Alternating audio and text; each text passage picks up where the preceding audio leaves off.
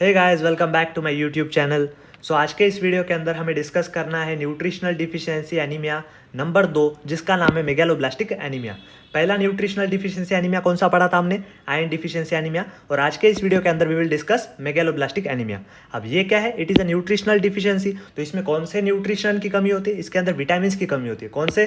B12 and folate. तो B12 और folate की कमी, उसको ही हम लोग क्या कहते हैं? Megaloblastic anaemia. अब ये पढ़ने के लिए आपको सबसे पहले नॉर्मल B12 मेटाबॉलिज्म पता होना चाहिए। B12 के साथ बॉडी के अंदर क्या क्या होता है वो सब पता होना चाहिए। तो देखो, स्टार्टिंग से स्टार्ट करते हैं। होता क्या है? B12 बॉडी में आप लोग एंटर करते हो और B12 का सोर्स क्या होता है? Milk and meat. कहाँ से एंटर होता है B12 बॉडी के अंदर? Milk and meat. This is source for B12। अब ये जो B12 है, ये अकेला रहना ज़्यादा प्रेफर नहीं करता। ये क्या हमेशा प्रोटीन के साथ ही प्रेजेंट होता है। किसके साथ प्रेजेंट होता है? प्रोटीन के साथ। तो ये हम खाते हैं और ये हमारे पेट में जाता है। अब पेट में जाने के बाद क्या होता है? एसिड जो है, एसिड क्या करते हैं? इस प्रोटीन को डिस्ट्रॉय करते हैं, जिस वजह से B12 क्या हो जाता है? अकेला हो जाता है। मैंने क्या बताया था? B12 को अकेला रहना पसंद नहीं है। तो फिर क्या होता है? अब सलाइवरी ग्लैंड जो आपके माउथ में थी, वहां से एक प्रोटीन रिलीज होता है, दैट इज हेप्टाकोरिन। मतलब पहले ही रिलीज हो जाता है, वो बाद में जाकर इस फ्री B12 के साथ क्या करता है? बाइंड करता है। कौन? हेप्टाकोरिन, which is secreted from salivary gland. अब होता क्या है? ये हेप्टाकोरिन इस फ्री B12 को बाइंड हो जाएगा। फिर ये दोनों कहाँ जाएंगे? इंटेस्टाइन में जाएंगे। इंटेस्टाइन मतलब डिओडिनम में जाएंगे। डिओडिनम के सेकंड पार्ट में जाएंगे। डिओडिनम के पार्ट्स आपको पता है, तो सेकंड पार्ट ऑफ डिओडिनम में जाएंगे। फिर सेकंड पार्ट ऑफ डिओडिनम में क्या होगा? पैनक्रियाटिक एंजाइम्स इंटरैक्ट करेंगे। अब पैनक्रियाटिक एंजाइम्स की वजह से हेप्टाकोरिन भी टूट जाएगा। कौन टूटेगा? हेप्टाकोरिन भी टूट जाएगा। अब हेप्टाकोरिन टूट जाएगा मतलब वो सेपरेट हो जाएगा B12 से। फिर से एक बार B12 अकेला हो गया। B12 क्या कहता है? मेरे को अकेला रहना पसंद नहीं है। तो B12 क्या करता है? यहाँ पर इंट्रिंसिक फैक्टर के साथ बाइंड होता है। किसके साथ? इंट्रिंसिक फैक्टर के साथ। और ये जो इंट्रिंसिक फैक्टर है, इंट्रिंसिक फैक्टर, इंट्रिंसिक फैक्टर कहाँ से आता है? याद करो, इंट्रिंसिक फैक्टर कहाँ से आ रहा था? Gastric parietal cell. कहाँ से सीक्रेट होता है? गैस्ट्रिक पैराइटल सेल से।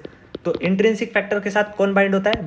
B12 बाइंड होता है। अब ये इंट्रिंसिक फैक्टर के साथ बाइंड होने के बाद कौन सा कॉम्प्लेक्स बनेगा? B12 इंट्रिंसिक फैक्टर कॉम्प्लेक्स बनेगा, राइट। ये दोनों की जोड़ी बन जाएगी, सगाई हो जाएगी दोनों की। अब दोनों कहाँ जाएंगे? इलियम के अंदर जाएंगे। इलियम के अंदर जाने के बाद अब B12 को क्या करना है? बॉडी के अंदर एब्जॉर्ब होना है। तो इलियम के अंदर क्या होता है? यहाँ पर एक रिसेप्टर होता है। कौन सा? क्यूबिलिन रिसेप्टर। क्यूबिलिन रिसेप्टर क्या करता है? इन दोनों को बाइंड करता है और B12 को सीरम के अंदर लेता है। सीरम के अंदर मतलब बॉडी के अंदर एब्जॉर्ब करता है। अब सीरम के अंदर आने के बाद ये जो B12 है, ये बाइंड होता है ट्रांसकोबालमिन के साथ। तो B12 किसके साथ बाइंड होगा? ट्रांसकोबालमिन। देखो, ये बहुत अजीब इंसान है, इसको बस लोगों के साथ बाइंड होना है, ठीक है। तो ट्रांसकोबालमिन के साथ बाइंड होता है। अब ये दोनों क्या करते हैं? मतलब B12 अलॉन्ग विथ ट्रांसकोबालमिन, अब इनका काम क्या है? ये जाते हैं सबसे पहले तो हाईली प्रोलिफरेटिंग टिश्यूज की तरफ। हाईली प्रोलिफरेटिंग टिश्यूज के पास जाकर ये रिक्वायर्ड होते हैं फॉर थायमिन सिंथेसिस। अब थायमिन DNA का पार्ट होता है, आपको पता है। DNA के अंदर थायमिन इज मतलब बेस होता है, नाइट्रोजनस बेस होता है। तो थायमिन के सिंथेसिस के लिए किसकी रिक्वायरमेंट होती है? इन दोनों की, राइट। तो ये कहाँ पर जाते हैं? हाई प्रोलिफरेटिंग टिश्यूज, और वहाँ पर रिक्वायर्ड होता है फॉर थायमिन सिंथेसिस। कौन कौन? B12 and folate. अब एक बात आपको यहाँ पे याद करनी है कि B12 एंड फोलेट दोनों ही रिक्वायर्ड होते हैं फॉर थायमिन सिंथेसिस एंड दोनों ही रिक्वायर्ड होते हैं फॉर हाईली प्रोलिफरेटिंग टिश्यूज। तो दोनों की रिक्वायरमेंट होती है इन हाईली प्रोलिफरेटिंग टिश्यूज। लेकिन दूसरा काम जो सिर्फ और सिर्फ B12 करता है, दैट इज माइलिन सिंथेसिस। तो माइलिन सिंथेसिस के अंदर B9 का कोई योगदान है क्या? मतलब फोलेट का कोई योगदान है क्या?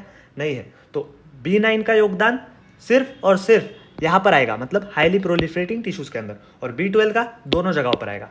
सबको clear? Okay. So this was normal B12 metabolism. अब नॉर्मल B12 मेटाबॉलिज्म पढ़ने के बाद जो सेकंड पार्ट है वो हमें पढ़ना है इसकी डिफिशियंसी। सो B12 की डिफिशियंसी। अब इसके कारण क्या क्या हो सकते हैं? मान लो कोई बंदा वीगन डाइट पे, वीगन डाइट मतलब वो दूध नहीं पीता, मिल्क नहीं पीता। दूसरी चीज़ वो क्या है? मतलब मीट वगैरह नहीं खाता, राइट। मीट वगैरह नहीं खाता, तो ये हो सकता है, मतलब डाइटरी डिफिशियंसी है। और दूसरा क्या हो सकता है? Absorptive deficiency. अब एब्जॉर्प्टिव डिफिशियंसी इसका मतलब क्या होता है? कि भाई वो खा तो रहा है लेकिन एब्जॉर्प्शन बराबर नहीं हो रहा है।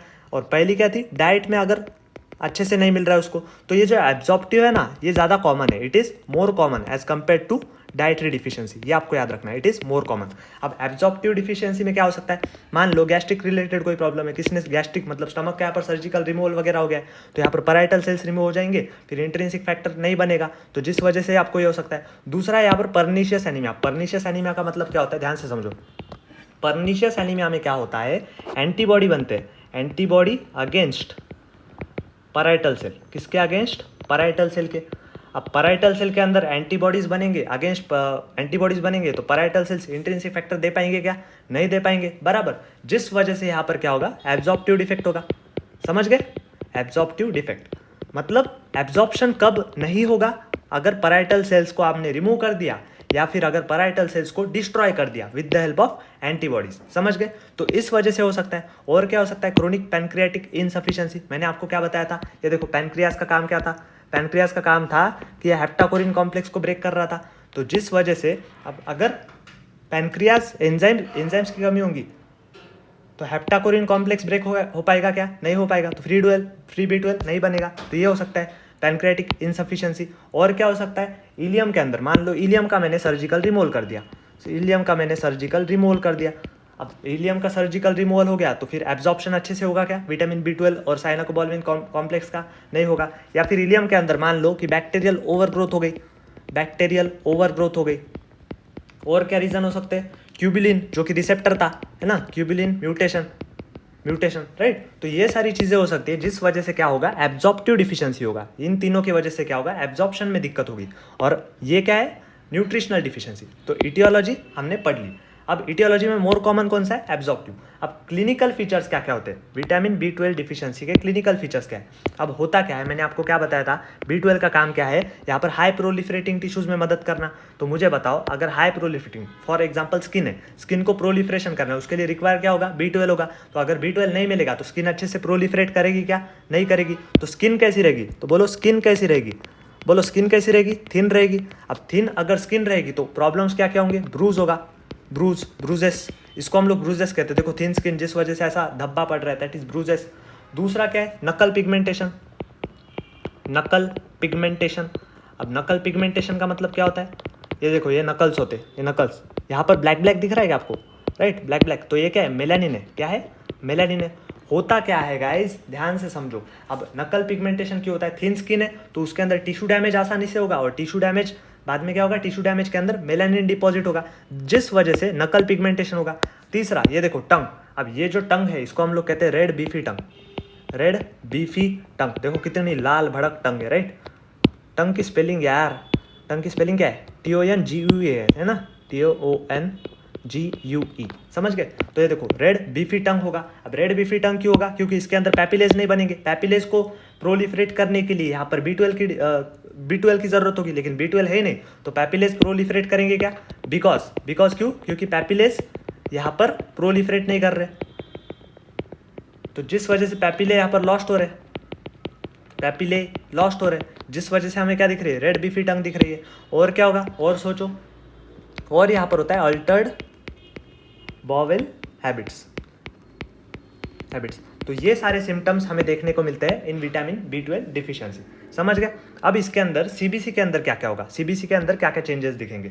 देखो, पहले तो मुझे बताओ, पैनसाइटोपेनिया होगा। पैनसाइटोपेनिया मतलब क्या है? सारे के सारे ब्लड सेल का नंबर यहाँ पर कम होगा। तो ब्लड सेल्स का नंबर यहाँ पर कम होगा। क्यों कम होगा? ध्यान से सोचो, ठीक है। बोन मैरो ब्लड सेल्स बनाता है, बोन मैरो प्रोलिफरेट करके ब्लड सेल बनाता है। प्रोलिफरेट करने के लिए कौन मदद करता है? B12 मदद करता है। B12 की अगर कमी हो जाए तो प्रोलिफरेट नहीं करेगा, जिस वजह से क्या होगा? पैनसाइटोपेनिया, मतलब B सेल का नंबर कम होगा। समझ गए? अब ये मेगैलोब्लास्टिक एनीमिया है। मेगैलोब्लास्टिक मतलब क्या है? यहाँ पर साइज बढ़ जाती है। तो मीन कार्पस्कुलर मतलब मीन RBC की वॉल्यूम जो है वो क्या होती है? बढ़ती है। और MCH मतलब क्या होता है? Mean corpuscular haemoglobin. तो मीन कॉर्पस्कुलर हीमोग्लोबिन यहाँ पर नॉर्मल रहता है। अब ये क्यों होता है? ध्यान से समझो, इसका मैं आपको रीज़न बताता हूँ। देखो, हो क्या रहा है? B12 या फिर फोलेट की अगर कमी हो रही है तो फिर मुझे बताओ, यहाँ पर थायमिन के साथ दिक्कत है। किसके साथ दिक्कत है? थायमिन के साथ यहाँ पर दिक्कत है। और थायमिन सिर्फ और सिर्फ DNA में योगदान करता है, बराबर। तो DNA के अंदर दिक्कत होगी। बट मुझे बताओ, क्या थायमिन का और प्रोटीन का कोई लेन देन है क्या? थायमिन का और प्रोटीन का कोई लेन देन है क्या? प्रोटीन मतलब हीमोग्लोबिन है आपका, तो प्रोटीन का और थायमिन का मतलब हीमोग्लोबिन का और थायमिन का कोई लेन देन ही नहीं है। तो जिस वजह से दिक्कत सिर्फ और सिर्फ कहाँ पे आएगी? DNA के अंदर। तो जिस वजह से मीन कार्पोस्कुलर हीमोग्लोबिन मतलब प्रोटीन के अंदर कोई दिक्कत नहीं आएगी, जिस वजह से MCH विल बी नॉर्मल। सबको क्लियर? ओके। अब यहाँ पर बात आती है पेरिफेरल स्मीयर में क्या होता है। देखो, पेरिफेरल स्मीयर के अंदर हमें देखने को मिलती है न्यूक्लियस साइटोप्लाज्मिक एसिंक्रोनी। अब ये सारी हम जनरलाइज बातें कर रहे हैं, ठीक है। ये सब हमें B12 एंड B9 दोनों में देखने को मिलेगा, ठीक है।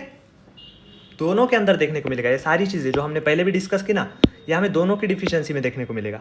अब B12 और B9 की डिफिशियंसी में क्या होता है, न्यूक्लियस साइटोप्लाज्मिक असिंक्रोनी। अब इसका मतलब क्या होता है, न्यूक्लियस, मुझे बताओ, न्यूक्लियस जब मैच्योर होता है तो वो श्रिंक होता है ना। आरबीसी का न्यूक्लियस आपको पता है, मतलब आरबीसी जैसे जैसे मैच्योर होती है तो उसका न्यूक्लियस क्या होते जाता है, श्रिंक होते जाता है। लेकिन इसमें क्या हो रहा है, आरबीसी के अंदर जो है न्यूक्लियस श्रिंक नहीं होगा। क्या होगा, न्यूक्लियस श्रिंक नहीं होगा। अब न्यूक्लियस श्रिंक नहीं होगा, जिस वजह से यहाँ पर क्या मिलेंगे हमें, मैक्रोसाइट मिलेंगे। पहले बताया था मैंने आपको, मैक्रोसाइट मिलेंगे। तो यहाँ पर आरबीसी की साइज बड़ी मिलेंगी, which is the first finding seen. तो फर्स्ट फाइंडिंग अगर पूछे तो हमें क्या दिखेंगे, मैक्रोसाइट दिखेंगे। और क्या होगा, अगर न्यूक्लियस श्रिंक नहीं होगा तो फिर यहाँ पर बेसोफिलिक स्टिपलिंग बनेगी। बेसोफिलिक स्टिपलिंग सिंपल मतलब क्या होता है कि यहाँ पर आरबीसी के अंदर tiny dots of nucleus will always be present. तो बेसोफिलिक स्टिपलिंग होगी, राइट। तो बेसोफिलिक स्टिपलिंग होगी, या फिर इसको हम लोग कैबोट्रिंग कहते हैं। कैबोट्रिंग इन द सेंस क्या होता है, न्यूक्लियस अगर डिसअपियर नहीं हुआ, न्यूक्लियस डिसअपियर नहीं हुआ तो ये दो फाइंडिंग्स हमें मिल सकती है, बेसोफिलिक स्टिपलिंग एंड कैबोट्रिंग। समझ गए। तो ये आरबीसी के साथ। डब्ल्यूबीसी के साथ क्या होता है, कैरेक्टरिस्टिक फाइंडिंग मिलती है हमें, that is hyper segmented neutrophil. क्या मिलते हैं, हाइपर सेगमेंटेड न्यूट्रोफिल। तो this is very specific finding, this is very specific finding, hyper segmented neutrophil. इसका मतलब क्या है, डब्ल्यूबीसी के अंदर जो आपको पता है न्यूट्रोफिल्स के अंदर, तो यहाँ पर सेगमेंट जो है बहुत ज़्यादा मिलेंगे, तो बहुत ज़्यादा सेगमेंट्स मिलेंगे। तो hyper segmented neutrophils, so this we will observe in case of. तो देखो पेरिफेरल स्मीयर के अंदर हाइपर सेगमेंटेड न्यूट्रोफिल दिख रहा है कि नहीं। तो hyper segmented neutrophil, it is most specific finding seen in case of your B12 and B9 deficiency. समझ गए। अब देखो हाइपर सेगमेंटेड को हम लोग और कैसे डिस्कस कर सकते हैं कि अगर हमें पेरिफेरल स्मीयर में 5% ऑफ WBCs के मोर देन 5 लोब्स दिखे, या तो कोई एक WBC का मोर देन 6 लोब्स दिखे, तो इससे हम लोग डायग्नोस कर सकते हैं हाइपर सेगमेंटेड न्यूट्रोफिल। समझ गए। अब अगली चीज़, विटामिन B12 का हमें डायग्नोसिस करना है, तो हम लोग डायग्नोसिस कैसे कर सकते हैं, सीरोलॉजी पर बेस्ड, राइट। सीरोलॉजी में हम लोग विटामिन B12 के लेवल्स चेक करेंगे, ठीक है। अब ट्रीटमेंट में हम लोग B12 के टैबलेट्स दे सकते हैं, और क्या कर सकते हैं, B12 के यहाँ पर इंजेक्शंस दे सकते हैं। अब इंजेक्शंस क्यों, क्योंकि मैंने क्या बताया कि ये एब्जॉर्प्टिव डिफेक्ट भी होता है, most of the time absorptive he defect होता है। तो हम कितने भी टैबलेट दे दें, अगर वो एब्जॉर्ब होने ही नहीं वाले तो टैबलेट दे के कोई यूज़ नहीं होगा, तो हमें इंजेक्शंस देने पड़ सकते हैं, ठीक है। तो अगली चीज़ है फोलेट डिफिशियंसी।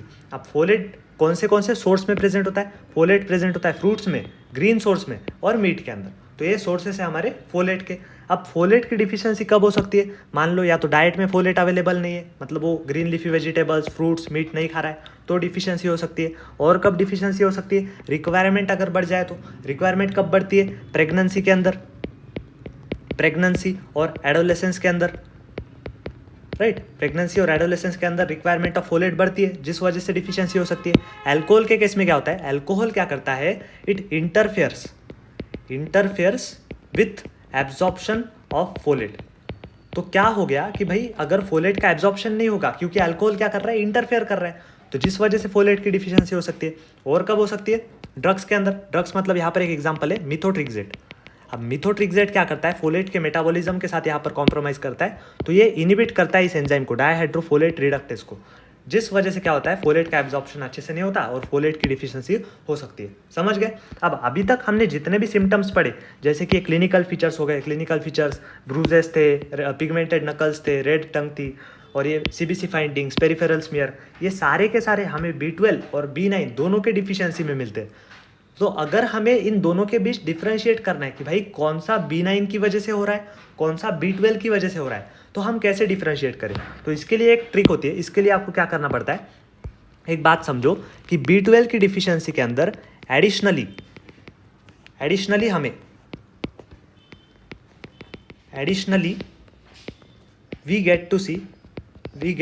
मतलब हमें क्या दिखते हैं, एडिशनली न्यूरोलॉजिकल सिम्टम्स यहाँ पर दिखते हैं, न्यूरोलॉजिकल सिम्टम्स। अब न्यूरोलॉजिकल सिम्टम्स क्यों दिखते हैं B12 की कमी में, मैंने आपको पहले भी बताया था जब हमने B12 मेटाबॉलिज्म पढ़ा। B12 का काम माइलिन सिंथेसिस भी है। माइलिन सिंथेसिस फोलेट का काम है क्या, नहीं है, सिर्फ और सिर्फ B12 का काम है। और माइलिन ये नर्वस सिस्टम का बहुत इंपॉर्टेंट कॉन्स्टिट्यूएंट है। तो जिस वजह से न्यूरोलॉजिकल सिम्टम्स अगर हमें दिख रहे हैं एडिशनली इन मतलब इन सारे फीचर्स के साथ अगर साथ में न्यूरोलॉजिकल सिम्टम्स भी है तो किसकी कमी है, B12 की कमी है। अब इसमें क्या होता है, इसके अंदर subacute degeneration of spinal cord हो सकता है, जिसमें हमें क्या होगा, टिंगलिंग सेंसेशन हो सकते हैं फीट में, टिंगलिंग सेंसेशन इन फुट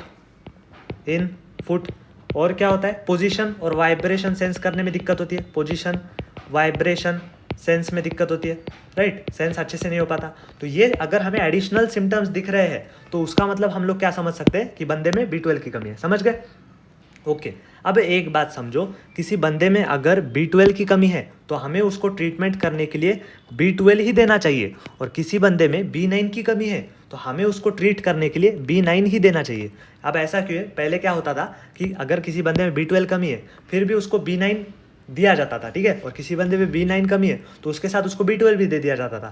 लेकिन अब हमें ऐसा नहीं करना है। क्यों नहीं करना है, आप समझो। मान लो किसी बंदे में B12 की कमी है और हमने क्या किया, उसको ट्रीटमेंट में दोनों दे दिया, B9 और B12 भी।